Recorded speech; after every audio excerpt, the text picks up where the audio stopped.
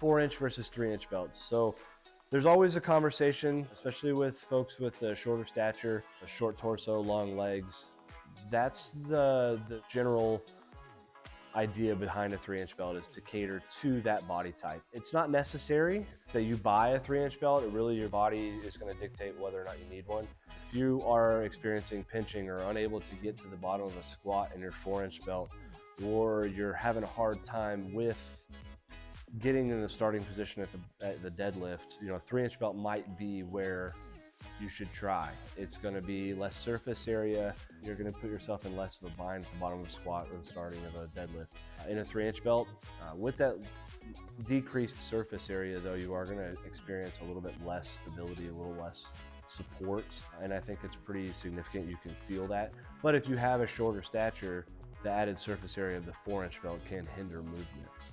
So you do need to be aware that there is that option, at least a 3-inch versus 4-inch, but there is not really a magic number, magic measurement that will say, hey, oh, I need a 3-inch belt, or oh, I need a 4-inch belt.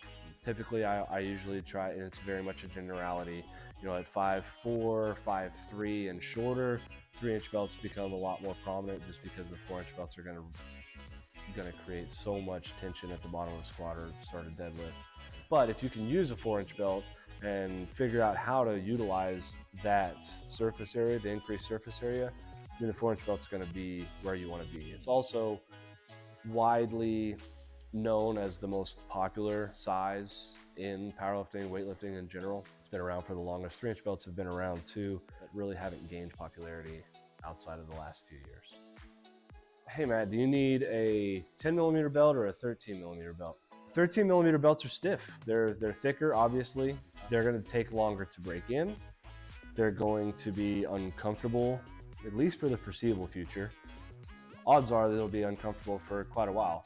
I don't think that the belt itself forms near as well as the 10. I think that's a pretty safe assumption, but your body gets used to it. So it's not like it's going to be uncomfortable forever. There's a lot of people that will say and tell you 13mm are more supportive. I think that's probably debatable. I'll say that with impunity. But so the 10mm belts, in my vision and in my view, it doesn't matter how thick the belt is, as long as that it doesn't break or you can't push through it. The 10mm belt is going to be more pliable. Obviously, it's going to be more forming to your body. It's going to be more comfortable, especially out of the box. So I don't think you can push through it. We don't have these belts break. The leather parts of them are as stable as you can make.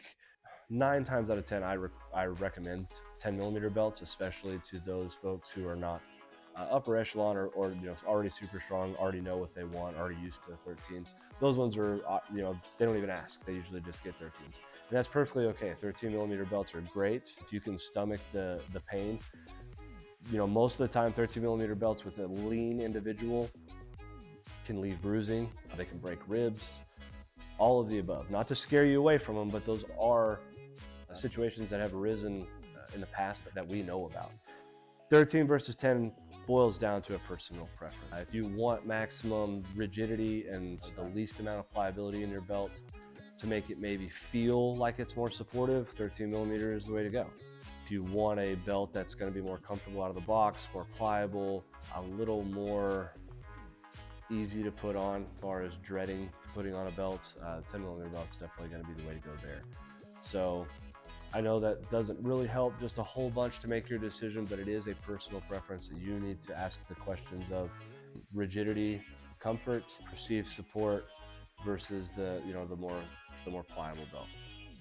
So good luck. If you have any other questions, you obviously can reach out to us via email, phone, comment, or DM on any of our social media platforms.